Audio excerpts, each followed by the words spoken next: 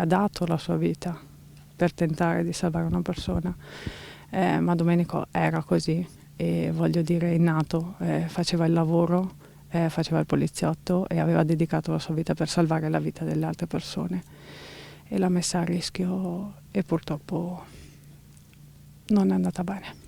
Alessandra Buoso, sindaco di Anguillara Veneta, conosceva Domenico Zorzino per il suo impegno in parrocchia e nelle attività del comune e conosceva bene anche Valerio Buoso, che era cugino di suo papà. Il suo dolore è il dolore di un'intera comunità di poco più di 4.000 anime racchiusa tra le sponde dei fiumi Adige e Gorzone, dove tutti si conoscono. Un senso di comunità che si è visto anche nel gesto eroico del poliziotto Domenico, che si è gettato senza indugio per salvare il vicino di casa. Per questo il sindaco sta pensando di indire una giornata di lutto cittadino nel giorno in cui verranno celebrati i funerali. Sicuramente è una situazione drammatica per il Paese e penso che prenderemo gli opportuni provvedimenti.